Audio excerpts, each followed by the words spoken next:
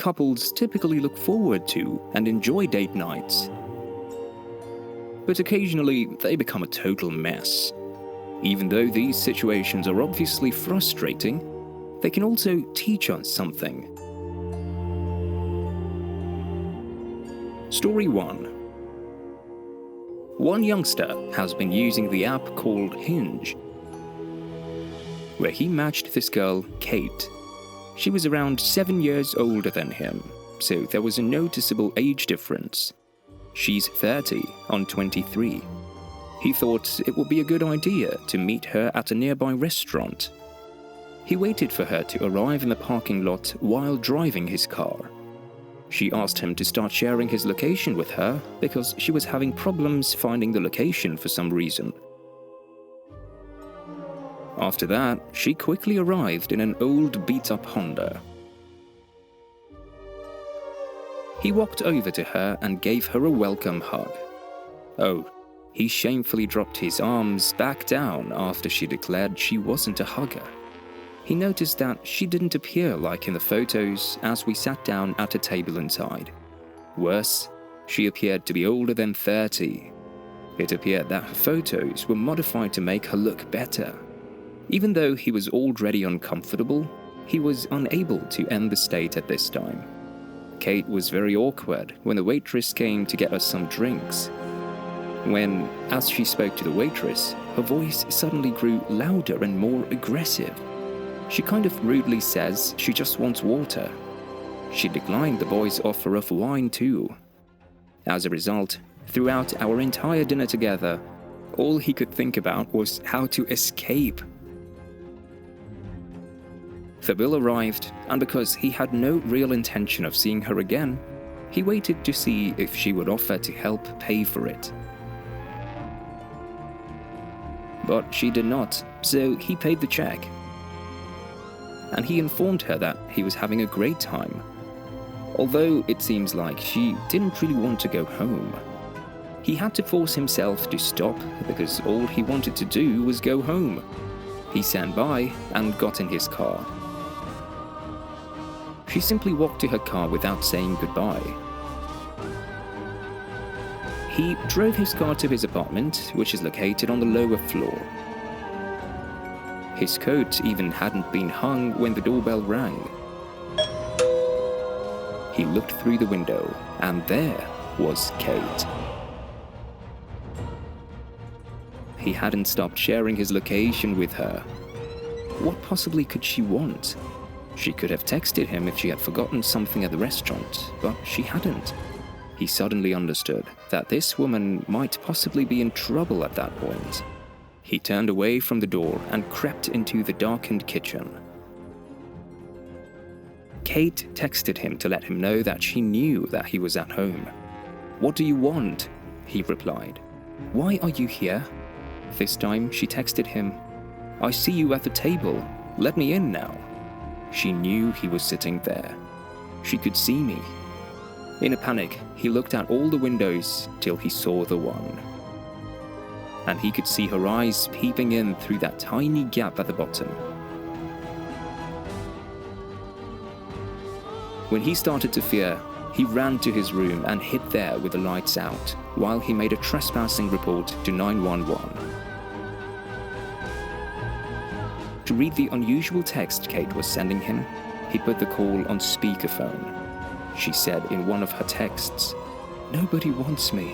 I'm tired of it. You're just like the others." Then, from outside his room, he heard a glass breaking.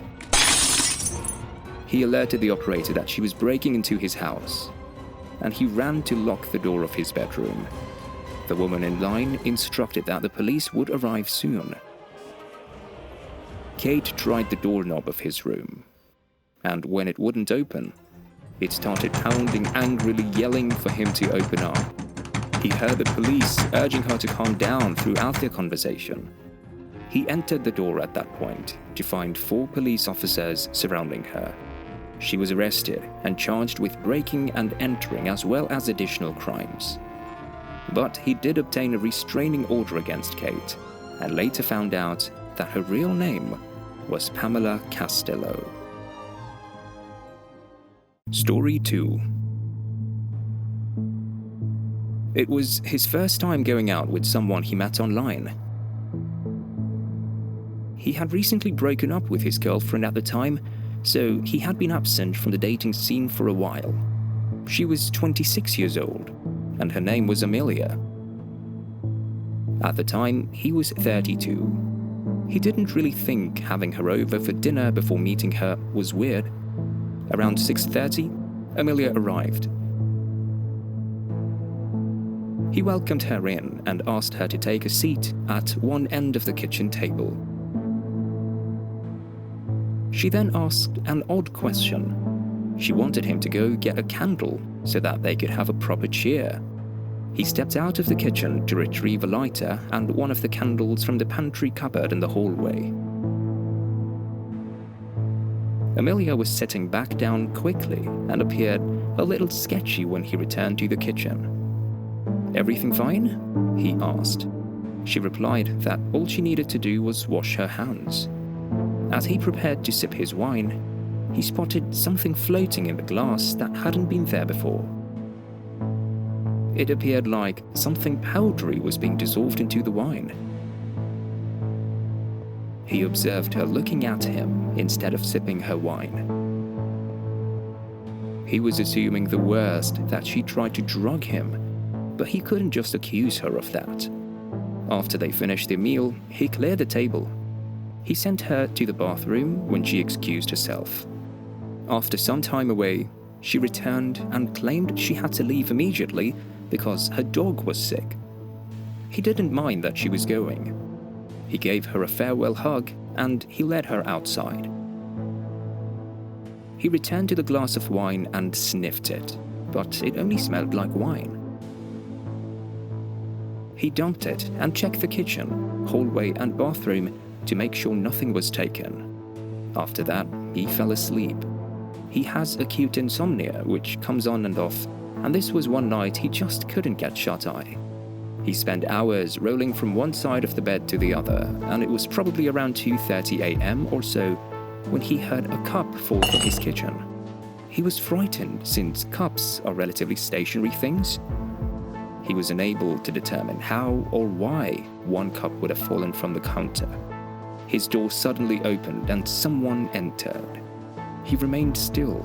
He pretended to be asleep, but he had one eye open. Someone briefly remained in the doorway before leaving the room. After waiting a moment, he stood up to follow and ideally retrieved the kitchen phone to contact the police. The street light outside provided a soft glow into the living room. That allowed him to observe her body in the room's corner. He said, "Amelia?" without thinking about what would come next. She was standing by the knife holder. He said, "Amelia, if you leave now, I won't call the police." There was this terrible, frightening silence. Walk to the back door and leave it before she placed something back on the counter. He shut the door when she left. She did this after trying to drug him but failing. Of course, after that, he phoned the police and they took the knife to get fingerprints. Later, after learning more about Amelia's criminal history, police arrived at her home and took her to prison. This brings us to the end of this video. Let's meet again with a scary video. Thanks for being to the end of this one, and don't forget to like, share, subscribe and tell us what you think about this video below in the comment section.